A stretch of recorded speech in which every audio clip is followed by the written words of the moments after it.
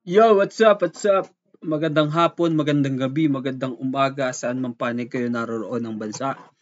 Ito na naman tayo. Bibigyan natin ng magandang komentaryo itong mga pinagsasasabi ni VP Sara, our future President of the Republic of the Philippines. Okay, VP Sara. First time ulit tong ilang buwan na nanahimik dito si VP Sara. May bago siyang labas na gusto niyang ipaabot para sa ating lahat. Ito pa, simulan natin to. Gusto kasi mag-Vice President ni Martin Romualdez. At hindi niya alam, ayaw ng mga congressman at ng mga senador na mag-Vice President si Martin Romualdez. At hindi niya alam na ayaw ng taong bayan mag-President si Martin Romualdez. Unfortunately, hindi maintindihan yon ni Martin Romualdez. Yun yung problema. Okay, next from Miroslav Matesa. Ma'am, nakakahiya sa buong mundo na ang Philippine National Police natin, who by the way has intelligence funds, hindi alam ang mga pangyayari sa ating bansa. Nakakahiya na meron tayong police na hindi nila alam ang threats sa Vice President. Nakakahiya yan, ma'am. Huwag sila magsasalita ng ganyan kasi nagpapakita yan ng incompetence ng Philippine National Police.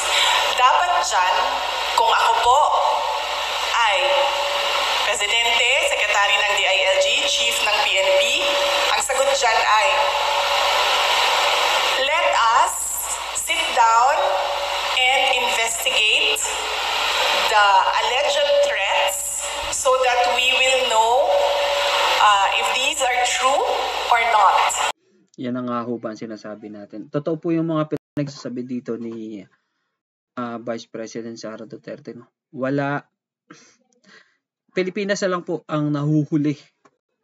Nahuhuli po tayo sa, meron pong pondo pero hindi yata ginagamit. At unang-una, hindi na ginagamit. Kinukurakot na, binubulsa na, hindi pa ginagamit ng tama. Yan yung mga ewan ko ba sa administrasyon na to. Iba yung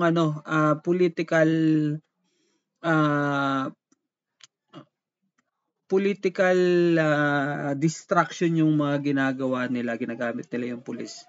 Let's say, for example, yung KOJC noon, marami pong mga pinagagamitan ng na hindi naman related sa krimen. Maraming mga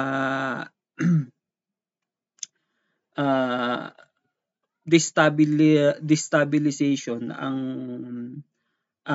administrasyong ito na hindi sa kriminal. Kaya ngayon naglipa na yung mga kriminal ngayon. Nagpepiesta yung mga kriminal. Imbis na sa mga kriminal na dapat nakatutok yung mga kapulisan, safety and order, wala po, hindi po natutugunan yun kasi ginagamit ng administrasyong ito sa mga kalaban sa politika. Tuloy natin ang VP Sara.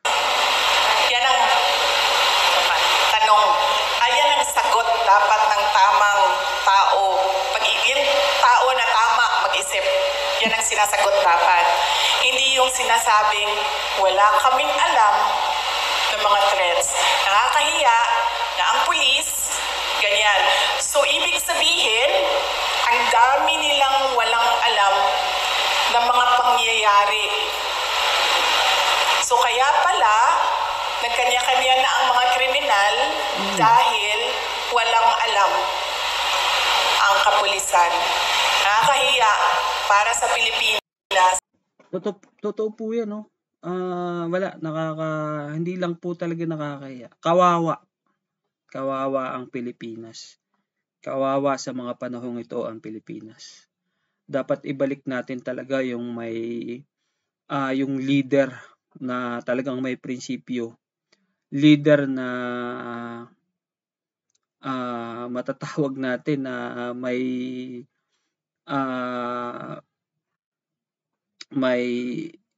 tunay na malasakit sa bayan. Yun yung mga hinahanap natin, katulad nito ni Inday, ni VP Sara. Pag hindi nila na-impeach to, may kalalagyan sila. May kalalagyan sila. Ulit natin. Na naririnig na ang pulis natin ganyan magsalita. Ang Presidential Security Group o PSG na ngayon ay pangalan niya PSC, Presidential Security Command. Ang batas na gumawa nun, may mandato siya. Ang mandate niya is the protection of the President and his family, protection of the Vice President and his family. At meron pang iba. So, ang PSC kasi is a command under the Armed Forces of the Philippines. Walang mga pulis doon. AFP yan sa lahat. Ang mandate ng PSC, President and Vice President. Bakit? Bakit yan ang mandate nila? Kasi our Constitution provides for the line of succession. The Vice President is the first in line. So ibig sabihin, the state is required, is mandated by the Constitution and by laws to protect the Vice President. Kasi pag nawala ang presidente, siya yung susunod. Kaya pinoprotektahan din siya. Kasi siya yung reserve. Kasi pag hindi mo pinoprotektahan ang reserve mo, wala ka ng reserve. Ang gagawin yan, pipili sila doon sa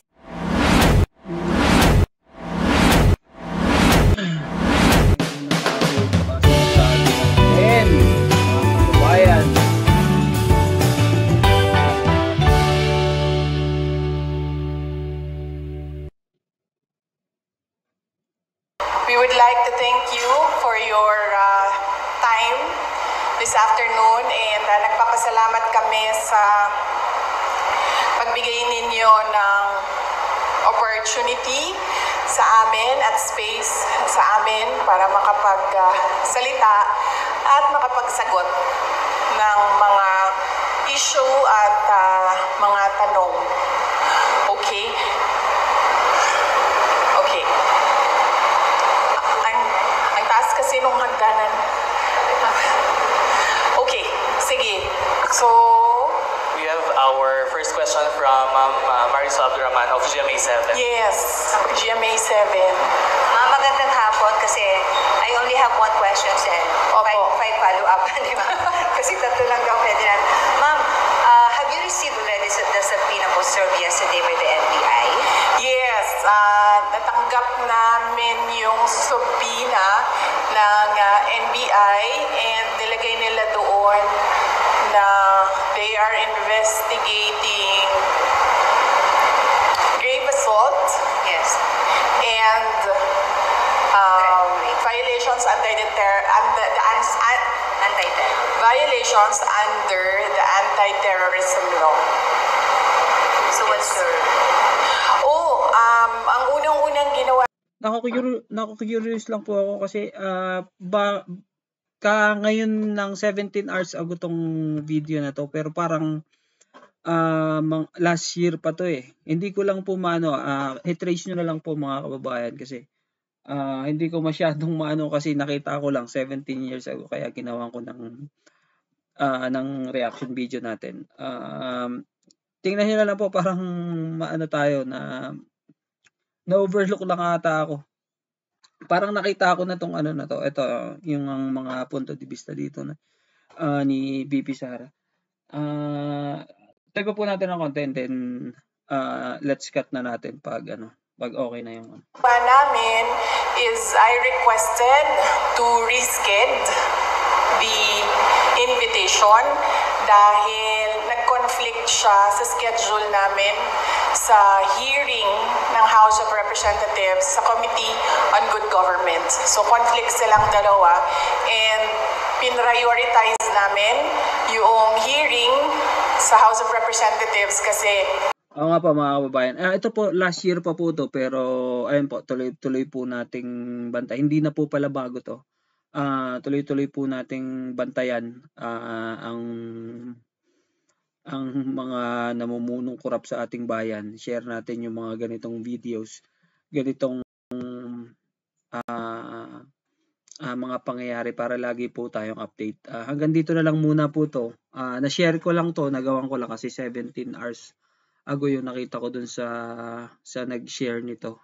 So hanggang dito na lang muna po to. Sundan nyo na lang po yung kabuuan nito, kabuuang detalye para po updated tayo palagi at masubaybayan nyo po yung mga nangyayari sa ating bayan, sa ating bansang Pilipinas.